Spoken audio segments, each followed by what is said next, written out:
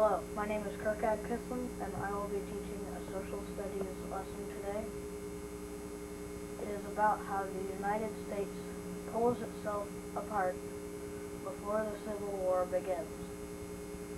Everyone, please turn to page 398 in their social studies book.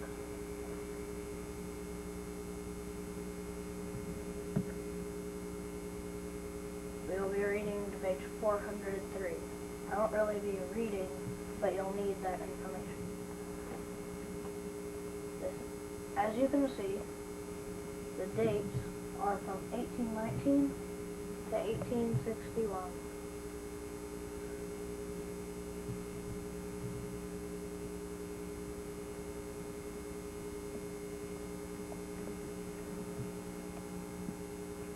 Let's start the timeline. 1819. Missouri asks to join the Union as a slave state. Now, there are slave states and free states. Slave states are states that want to have slaves, which are the South. Free states are states that don't want to have slaves, and they are the North. Now, there are 11 free states and 11 slave states. And in Congress, remember in the Senate, there are 2 people from each state that represent them. So if Missouri joins as a slave state, there will be 12 slave states and only 11 free states. So the South could make laws against the North so that there could be slavery everywhere in the country. Moving along the timeline, 1820. Missouri and Maine joined the Union at the same time in order to make slave states and free states equal. Still 1820. The Missouri Compromise was issued. The Missouri Compromise is an imaginary line running through the Union. Back then, they called the United States the Union. If you look in your books on page 399, you will see the Missouri Compromise. It runs right below Missouri, and it is the reddish-pink line.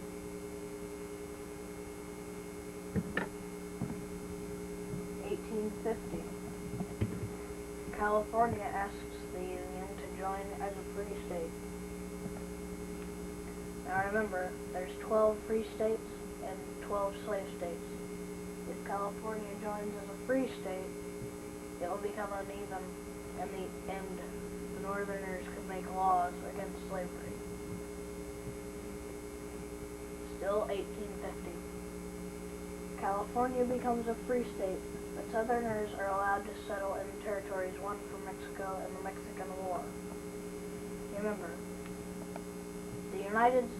the Union is here, California is over here, and then there is all this territory won from Mexico right here.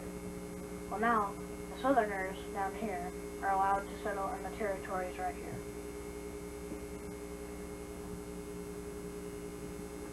Still 1850. These are known as the Compromise of 1850. People from the territories won from Mexico are allowed to decide whether they want to be a slave state or a free state. Still 1850. This is still part of the Compromise of 1850. The Fugitive Slave Law is passed. It requires that if a slave is captured, he or she must be returned to its owner.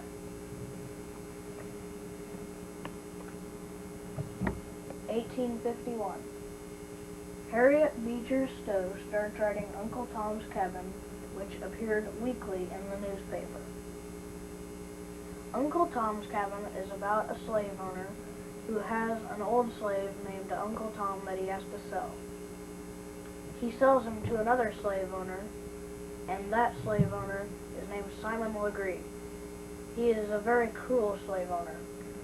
One day, he ordered that Uncle Tom beat an old woman with a whip. Uncle Tom refused and said that he would die first. Later on, Simon Legree had Uncle Tom beaten to death with a whip. Moving along the timeline, we come to 1851, 1852. Uncle Tom's Cabin is published and becomes a bestseller. Many Northerners were moved by the story. People started to disobey the fugitive slave law. Slave owners hire slave catchers for them so that they can go and get back their slaves that have escaped. And when slave catchers usually are attacked by angry mobs of people that have read Uncle Tom's Cabin in the North.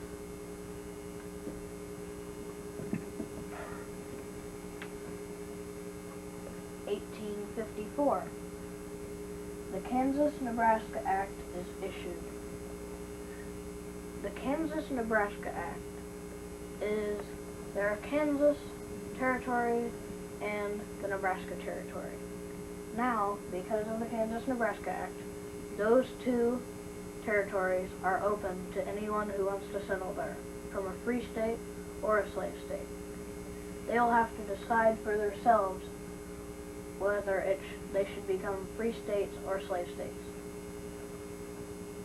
They started to fight, and there was a lot of arguments over whether it should be a slave state or a free state. There was so much fighting that one newspaper called it Bleeding Kansas. Still 1854. The Northerners form a new political party called the Republican Party. Abraham Lincoln, an Illinois lawyer, was the head of their party. This is one of the four parties that still exist today. Moving along the timeline, we come to 1857. This is one of the very important decisions that came to the starting of the Civil War. 1857. A man named Dred Scott went to the Supreme Court and asked for his freedom. He and his master were living in a free state. Scott claimed that because of this fact, he should be free. The Supreme Court said that the Constitution stated that people in the U.S. could take their property anywhere. Since slaves were considered property, slavery could now exist everywhere in the United States. This was called the Dred Scott decision. Many Northerners were very angered by this decision because, well, they made the Missouri Compromise, and slavery was supposed to exist below the Missouri Compromise line and not above it. Well, the Kansas-Nebraska Act, it can exist above the Missouri Compromise line. And now, because of the Dred Scott decision, it can exist anywhere in the U.S.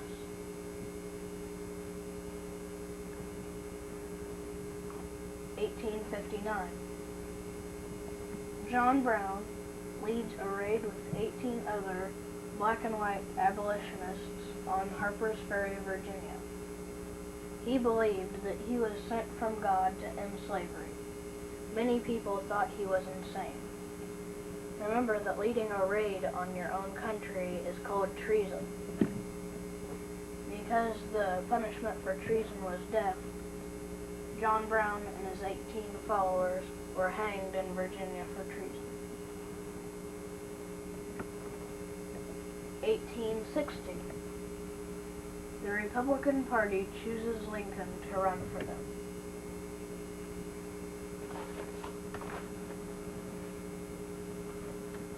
1861. 7 southern states succeed. Succeed means to leave the country. Later on in 1861, all of the southern states succeed. 1861. Lincoln becomes president. By the time Lincoln becomes president, the country has pulled itself completely apart. By the information I have taught you today, you will be able to complete a quiz I'm about to give you.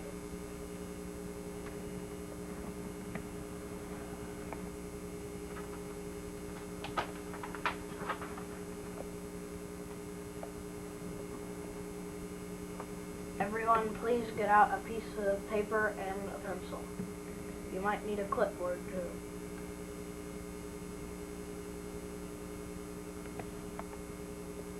Question number 1. What is the Missouri Compromise?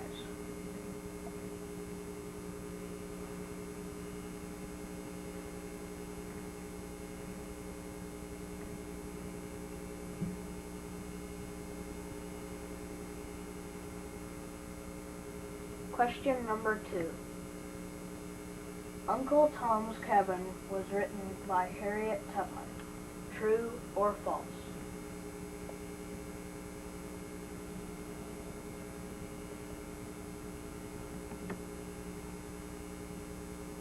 Question number 3.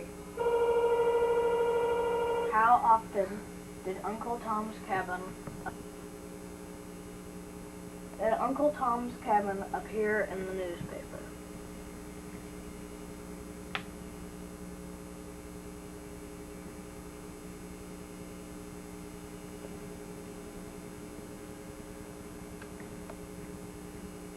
Question number 4. What state was Lincoln a lawyer in?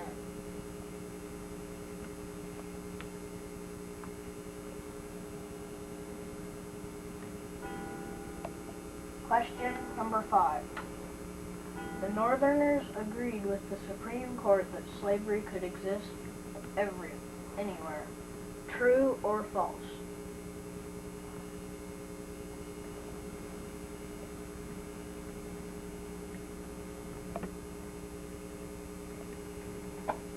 If anyone did not get a question or needs it repeated, the questions will be here for about 30 seconds.